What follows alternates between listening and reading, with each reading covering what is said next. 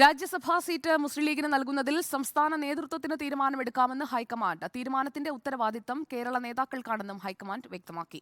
രാജ്യസഭാ സീറ്റിൽ ഇടപെടില്ലെന്നും ഹൈക്കമാൻഡ് അറിയിച്ചു. ആർ റോഷിപാൽ വീണ്ടും എത്തുന്നു നമുക്കൊപ്പം. ആർ റോഷിപാൽ, രാജ്യസഭാ സീറ്റ് അത് എന്ത് ചെയ്യണമെന്ന് നിങ്ങൾ തീരുമാനിച്ചോളൂ എന്ന് സംസ്ഥാന നേതൃത്വത്തോട് ഹൈക്കമാൻഡ് പറയുന്ന ഒരു ഘട്ടമാണ്. വരും വരായികകളൊക്കെ സംസ്ഥാന നേതൃത്വത്തിന്റെ മാത്രം ഉത്തരവാദിത്തമാക്കി മാറ്റുകയാണോ ഹൈക്കമാൻഡ്? സുജയ, ലോക്സഭാ തെരഞ്ഞെടുപ്പ് സ്ഥാനാർത്ഥി നിർണയത്തിലേക്ക് കടക്കേണ്ട ഘട്ടമാണ്. അത് വൈകിയിരിക്കുന്നു. അതിൽ കോൺഗ്രസിനകത്ത് വലിയ അസ്വസ്ഥത പുകയുന്നുണ്ട്. ആ ഘട്ടത്തിലാണ് രാജ്യസഭാ സീറ്റ് വരാൻ ജൂണിൽ അതിൻ്റെ കാലാവധി അവസാനിക്കുന്ന രാജ്യസഭാ സീറ്റ് അത് മുസ്ലിം ലീഗിന് നൽകാനുള്ള തീരുമാനത്തിലേക്ക് കോൺഗ്രസ് നേതൃത്വം എത്തുന്നത്.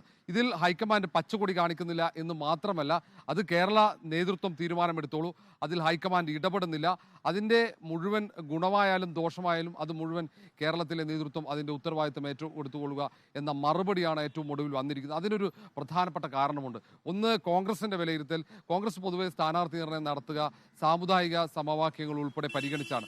ഓരോ സമുദായത്തെയും പരിഗണിച്ചുകൊണ്ടുള്ള ഒരു സ്ഥാനാർത്ഥി നിർണയം, അല്ലെങ്കിൽ അത് ഭാരവാഹികളെ നിശ്ചയിക്കുന്ന അടക്കം ആ തരത്തിലാണ്. ഈ രാജ്യസഭാ സീറ്റ് മുസ്ലിം ലീഗിന് നൽകുമ്പോൾ അത് സാമുദായിക സമവാക്യങ്ങൾ തെറ്റുമെന്ന ആശങ്കയാണ് കോൺഗ്രസ് നേതൃത്വത്തിനുള്ളത്. അതുകൊണ്ടാണ് ഹൈക്കമാൻഡ് ഈ വിഷയത്തിൽ അതിൻ്റെ ഉത്തരവാദിത്വം ഏറ്റെടുക്കുന്നതിൽ നിന്നും പ്രധാനപ്പെട്ട നേതാക്കളൊക്കെ ഒഴിഞ്ഞു മാറുന്നത്.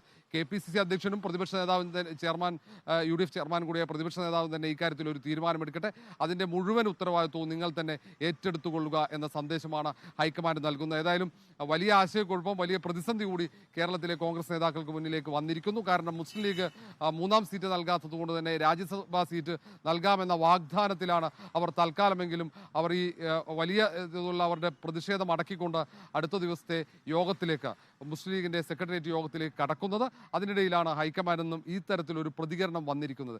എന്ത് തീരുമാനം എടുക്കുമെന്ന് വ്യക്തമല്ല. ഇനി രാജ്യസഭാ സീറ്റ് നൽകാതെയും വയ്യ, പക്ഷേ ഹൈക്കമാൻഡ് ആണെങ്കിൽ പച്ചക്കൊടി കാണിക്കുന്നില്ല. ആ തരത്തിലൊരു പ്രതിസന്ധിയാണ് കേരള നേതൃത്വത്തെ സംബന്ധിച്ചിടത്തോളം ഇപ്പോൾ എത്തിയിരിക്കുന്നത്. ഓക്കെ, ആർ റോഷിപാലാണ് തിരുവനന്തപുരത്ത് നിന്ന് വിവരങ്ങൾ നൽകിയത്.